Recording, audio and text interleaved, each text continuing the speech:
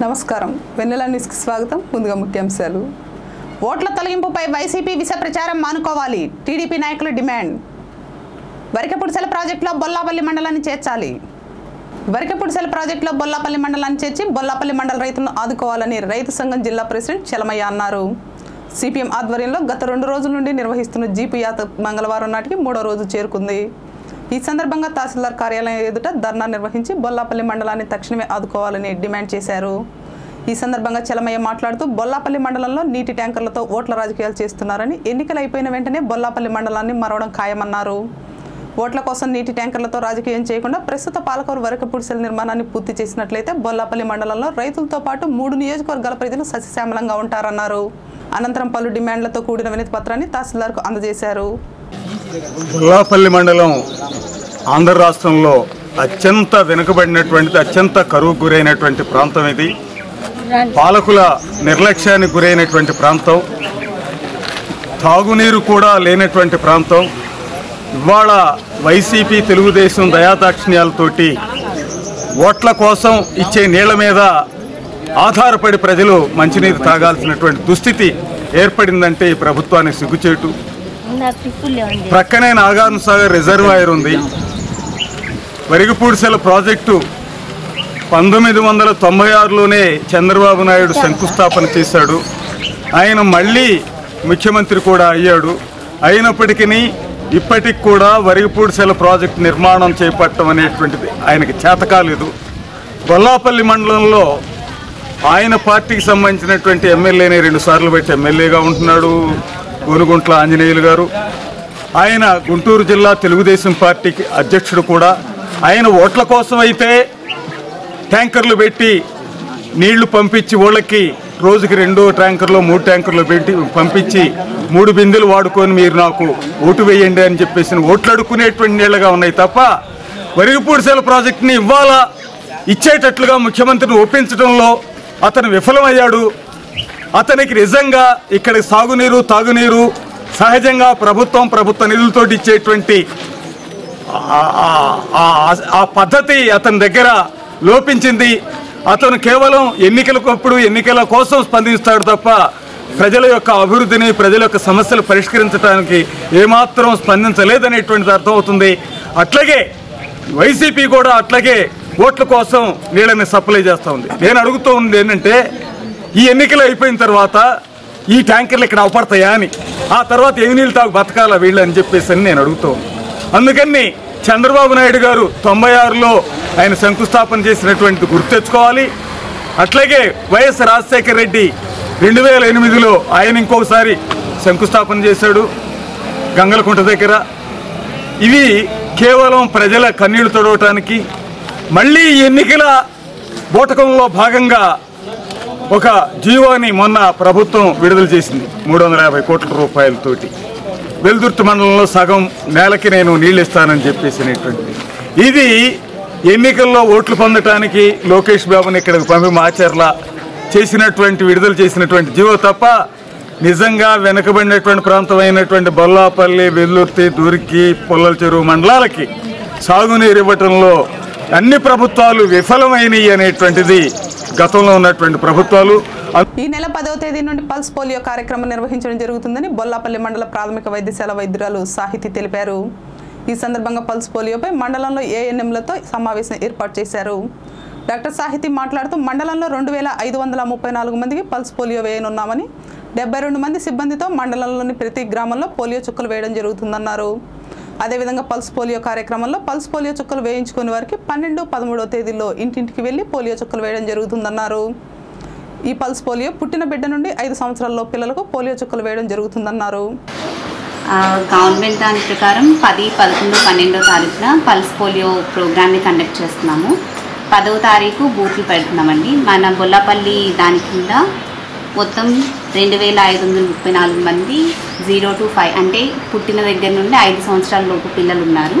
వాళ్ళందరికీ 10వ తారీఖు బూతులు పెట్టి బూత్లనంగా 18 పెడుతున్నామండి బూతులు. ఆ రోజు బూత్లో వేస్తాము. 11, 12వ తారీఖున మాత్రం ఇంటింటా తిరిగి ఎవరికైతే పోలియో వ్యాక్సిన్ అందలేదో వాళ్ళకి అందజేస్తున్నాం. పట్టణంలోని వెన్నపూస కాలనీలో సోమవారం రాత్రి ప్రమాదవశాత్తు అగ్ని ప్రమాదం సంభవించింది. ఈ ప్రమాదంలో కాలనీలోని తిరుమల చిన్నరమణయ్య, పెదరమణయ్యలకు చెందిన పూరిళ్లు పూర్తిగా దగ్నమయ్యాయి. అగ్ని ప్రమాదంలో కట్టుబట్టలు తప్ప ఏమీ మిగలలేదని బాధితుడు చిన్నరమణయ్య తెలిపారు. ఈ ప్రమాదంలో విలువైన బంగారు ఆభరణాలు, డబ్బులు, దుస్తులు, వంట పాత్రలతో పాటు బియ్యం తదితర సామాన్లు పూర్తిగా అగ్నికి ఆహుతయ్యాయి. విషయం తెలుసుకున్న వైఎస్ఆర్ కాంగ్రెస్ పార్టీ నియోజకవర్గ ఇన్ఛార్జి బొల్లా తనయుడు గిరిబాబు అగ్ని ప్రమాద బాధితులను పరామర్శించి అగ్ని ప్రమాదానికి గల కారణాలను అడిగి తెలుసుకున్నారు. అగ్ని ప్రమాదంలో పూర్తిగా నష్టపోయిన వారిని ప్రభుత్వం ఆదుకొని వారికి పక్కా గృహాలు నిర్మించి ఇవ్వాలన్నారు. వాటర్ నీళ్ళు వదిలారు. నీళ్ళు వెళ్తే నీళ్ళు పగులాలు రాలేదు. వాళ్ళ పండుగ తిరణాలు కదా, తిరణాలు పోయి ఆయన వదలక ఇప్పుడు వచ్చి వదిలినని అందరూ పడి వంతులు బాగా నీళ్ళు పట్టుకుంటాం. నీళ్ళు పట్టుకుంటుంటే ఆ నీళ్ళందరూ ఎవరంతా వరకు 4 10 నీళ్ళు వరుసన అటు పట్టుకుని ఆ రమ్ములు పోసుకుంటున్నాం. సగం రమ్ములు నిండినాయి, సగం రమ్ములు నిలబోయాక ఇంట్లో నుంచి కప్పున మంట వచ్చేసింది. లోన అంటుకుందనమాట. లోన ఎంత చేస్తుంది కానీ తెలియదు. మంట ఎప్పుడైతే పైకి లేచింది, మంటలు లేచాక మంట ఊరమని నీళ్ళు కలిపోతుంది. పక్కింటాము మా ఆడోది అలా మంచం ఇక్కడే ఉంది, మంచం కూడా కలిపింది. ఆ మంచం ఓమ మా ఆడోది మా పిల్లలు అని ఓ ప్రేమ ప్రేమని కాక ఓ మంట కాలకాడ దొరుకుని కూడా తగిలింది. నా అంత అడిగి పెట్టినాను. ఇంట్లో అంత కరెంటు చుట్టుకుపోయి ఉన్నదన్నమాట తీగలని. పోయి చచ్చిపోతారు పోకాకొని ఆడవాళ్ళు ఆపేసిండు. ఇంకా దీని చెప్తాను ఎంత నష్టం జరిగింది. ఎంత నష్టం అయింది ఏమో. నా కూతురు మొన్న కొద్ది పంచాయతీ పడి 2 లక్షలు ఈ ఇల్లు తాకట్లు పెట్టి తీసుకుంటావు. నాకు బీరువా ఉంది. బీరువాకు తాళం లాకులు లేవు. ఇప్పుడన్నా దొంగడు మంచి చెడ్డ వచ్చిన రేపు ఎల్లుండి పంచాయతీ అంటున్నా. మళ్ళీ బ్యాంకులు ఆడతామని మూట కట్టి గుడ్లలో పెట్టుకున్నా అమ్మచ్చు. నా మూట 2 లక్షల డబ్బులు, ఈ బిందెలు తప్పాలు కనీసం ఒంటి మేము కూడా తప్ప ఏం తీసుకోవాలి. సర్వం మొత్తం కలిపి ప్రభుత్వం చేపడుతున్న అభివృద్ధి కార్యక్రమాలకు ప్రజలు సహకరించాలని జిల్లా ల్యాండ్ సర్వే ఏడీఏ రామకృష్ణారెడ్డి అన్నారు. మండల కేంద్రమైన నూజెండ్ల తహసీల్దార్ కార్యాలయంలో బుధవారం ఎక్స్ప్రెస్ హైవే నిర్మాణంలో భూములు కోల్పోతున్న రైతులతో సమావేశమయ్యారు. ఈ సందర్భంగా రైతులు మాట్లాడుతూ ఎక్స్ప్రెస్ హైవే రహదారికి తాము వ్యతిరేకం కాదని, జంక్షన్ పేరుతో 250 ఎకరాలు బలవంతంగా తీసుకోవడం ఎంతవరకు న్యాయమని ప్రశ్నించారు. బలవంతంగా భూములు తీసుకోవాలనుకుంటే ఆత్మహత్యల శరణమని రైతులు వాపోయారు.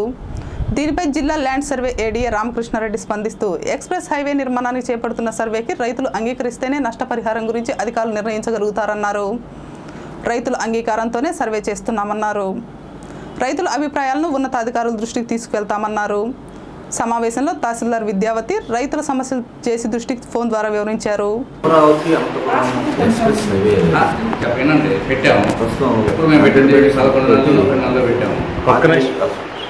ఆర్యూ అసోసియేట్స్ డిక్రిషన్ ప్లాన్స్ అనేటువంటి తయారు చేసింది.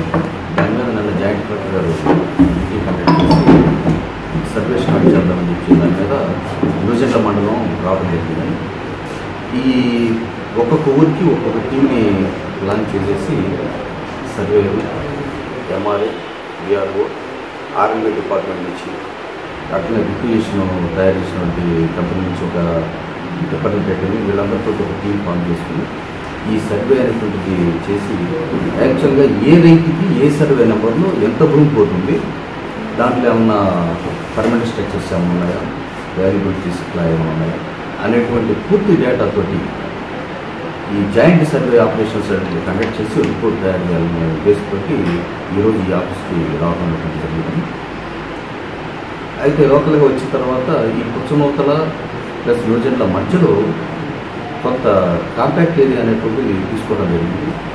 ఇక్కడ లోకల్గా ఉన్నటువంటి రైతులు ఇంత ఏరియా అనేటువంటిది కాకుండా దాన్ని తగ్గిస్తే బాగుంటుంది, అది ఒక కంక్లూజన్కి వచ్చిన దాకా పై ఆఫీసర్లతో మాట్లాడి కంక్లూజన్కి వచ్చిన దాకా ప్రస్తుతానికి 2 గ్రామాల్లో సర్వే ఆపండి అని చెప్పి వాళ్ళు అడగడం జరిగింది. దాని మీద దీని మీద స్పెషల్ డిప్యూటీ కలెక్టర్ గారితో మాట్లాడడం జరిగింది.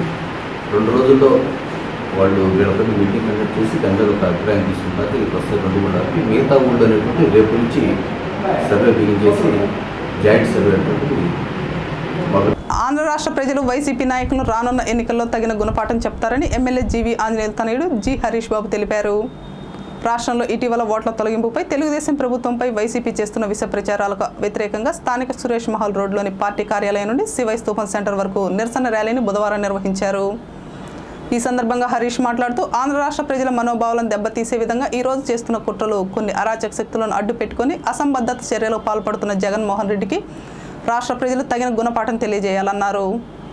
ప్రజల ఓట్ల తొలగింపు ప్రజాస్వామ్యంలో దారుణమైన చర్య అని, దీనికి తెలంగాణ ప్రభుత్వం ఒత్తాసుతో వారు చేస్తున్న కుట్రలకు వ్యతిరేకంగా ప్రజాస్వామ్యబద్ధంగా అధికారులకు తెలియజేయడం జరుగుతుందన్నారు. జగన్మోహన్ రెడ్డి తన రాజకీయ సలహాదారుడు ప్రశాంత్ కిషోర్ సూచనలతో రాష్ట్ర ప్రజలను తప్పుదోవ పట్టించడం ప్రజాస్వామ్యంలో బాధాకరమన్నారు. అనంతరం మున్సిపల్ కమిషనర్కు తహసీల్దార్కు వినతి పత్రం అందజేశారు.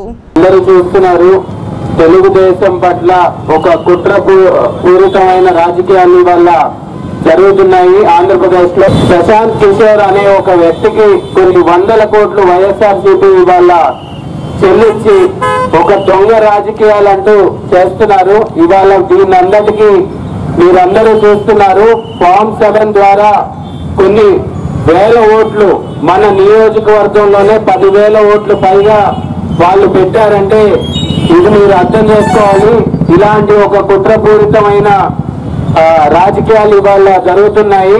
మీరందరూ చూస్తున్నారు.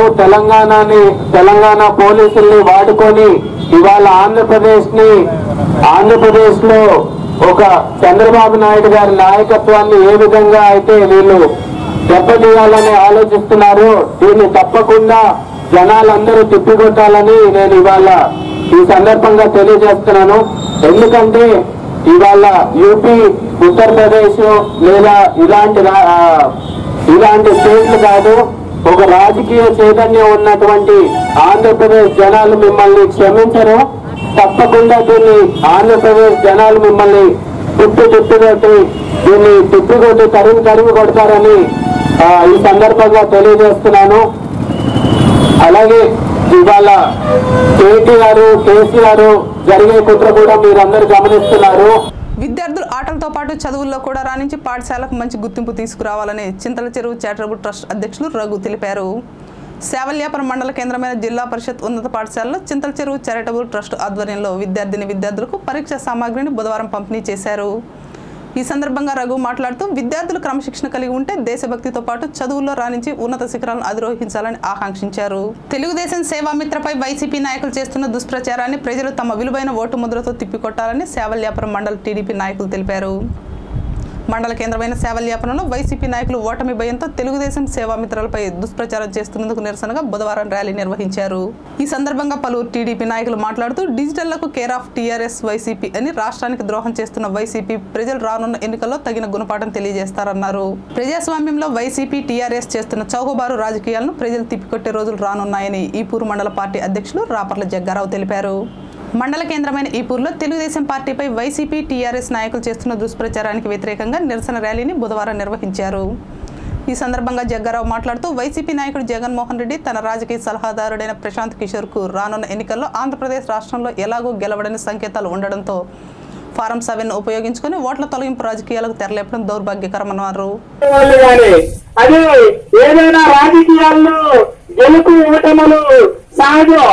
ఎవరైతే ప్రజల పక్షాన ఉంటారో వాళ్ళకి ప్రజలు పట్టం గడతారు.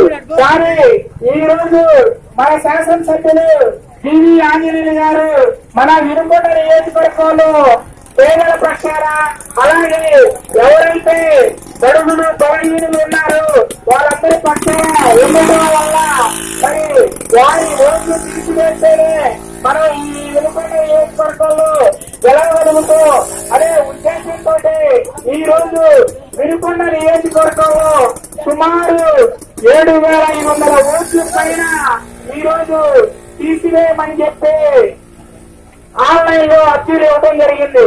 ఒకసారి ఆలోచించండి. ఎందుకంటే ఈ సంస్కృతి ఇంతవరకు మనం ఎప్పుడూ చూడాల. మొట్టమొదటిసారిగా మన నియోజకవర్గంలో 7,500 ఓట్లు తీసివేయమని చెప్పి అర్జీలు ఇచ్చారంటే ఒకసారి ఆలోచించండి. వాళ్ళు ఏ విధంగా గెలవాలి ఇక్కడ ఈ నియోజకవర్గంలో అనే దాని మీదనే ఆలోచిస్తున్నారు. ఎందుకంటే మొన్న జరిగిన వినుకొండలో గొడవ, మరి ఆ రోజు టీవీ9 పత్రికా సోదరులు మీడియా వాళ్ళు పిలిస్తే ఆ రోజు వెళ్ళడం జరిగింది. దాన్ని మసిబూసి మారడకాయగా వాళ్ళ గుండాలు, వాళ్ళ అనుచరులు మొత్తం సుమారు 250 మంది ముందుగానే వచ్చి తెలుగుదేశం పార్టీ సానుభూతి పరుల మీద దాడి చేయడం జరిగింది. గతంలో మనం ఎప్పుడన్నా చూసామా వినుకొండలో ఇటువంటి నిరంకుశ వైఖరి మనం ఎప్పుడూ చూడాల. మొట్టమొదటిసారిగా వినుకొండ నియోజకవర్గంలో ఇలాంటి చరిత్ర ఎవరైతే సృష్టిస్తున్నారో వాళ్ళకి తగిన గుణపాఠం చెప్పడానికి వినుకొండ నియోజకవర్గంలో ఉన్న ప్రజలు కంకణం కట్టుకొని ఉన్నారు. ఎందువల్లంటే ఈ రోజు వినుకొండ నియోజకవర్గాన్ని సుమారు 2,425 కోట్ల రూపాయల పైన అభివృద్ధి గారి సంక్షేమ కార్యక్రమాలతోటి జనసేన పార్టీ అధ్యక్షులు పవన్ కళ్యాణ్ ప్రజా పోరాట యాత్రను విజయవంతం చేసిన ప్రజలకు వినుకొండ నియోజకవర్గ జనసేన నాయకులు నిశంకర్ శ్రీనివాసరావు కృతజ్ఞతలు తెలియజేశారు.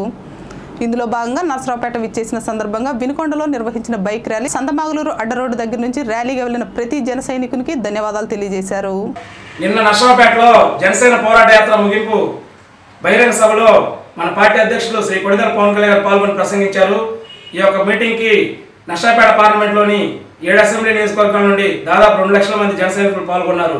అదేవిధంగా చివరి 12 గంటల్లో వినుకొండలో ఒక బ్రహ్మాండమైన బైక్ ర్యాలీ పెట్టాలని నిర్ణయించడం జరిగింది. అయినప్పటికీ ఈ 12 గంటల్లో కూడా వినుకొండ నియోజకవర్గంలోని 5 మండలాల్లో దాదాపు 500 మోటార్ బైకులతో బ్రహ్మాండమైన భారీ ర్యాలీ నిర్వహించడం జరిగింది. ఈ కార్యక్రమంలో పాల్గొన్న ప్రతి ఒక్క జన సైనికుడికి పేరు పేరున హృదయపూర్వక ధన్యవాదాలు తెలియజేసుకుంటూ అతి త్వరలో నేను ప్రతి ఒక్క ఇంటికి వచ్చి మీకు ధన్యవాదాలు తెలుపుతాను. మరొకసారి ఈ యొక్క బైక్ ర్యాలీలో పాల్గొని ఈ కార్యక్రమాన్ని జయప్రదం చేసినందుకు వినుకొండ నియోజకవర్గ జనసేన పార్టీ తరఫున పేరు పేరున హృదయపూర్వక నమస్కారం తెలియజేసుకుంటూ టీడీపీ వర్గాల సమాచారం మేరకు సచివాలయంలో ముఖ్యమంత్రి చంద్రబాబు నాయుడును కలిసిన బయోడేటా అందజేసిన లక్ష్మయ్య 2004లో టీడీపీ టికెట్ కోరడం జరిగిందని, ప్రస్తుతం వినుకొండలో నెలకొన్న రాజకీయ పరిస్థితుల దృష్ట్యా వినుకొండ సీటు కేటాయిస్తే ఎమ్మెల్యేగా భారీ ఆధిక్యతతో విజయం సాధించడంతో పాటు లోక్సభకు మంచి మెజారిటీ తీసుకువస్తానని ముఖ్యమంత్రికి వివరించారు. గత 15 సంవత్సరాలుగా వినుకొండ నియోజకవర్గ ప్రజలకు పార్టీకి చేసిన సేవలను లక్ష్మయ్య సీఎంకు వివరించారు. డాక్టర్ లక్ష్మయ్య బయోడేటాను ముఖ్యమంత్రి ఆసక్తిగా పరిశీలించారు. వెన్నెల న్యూస్ ఇంతటితో సమాప్తం. తిరిగి రేపటి న్యూస్లో మళ్ళీ కలుద్దాం. అంతవరకు సెలవు. నమస్కారం.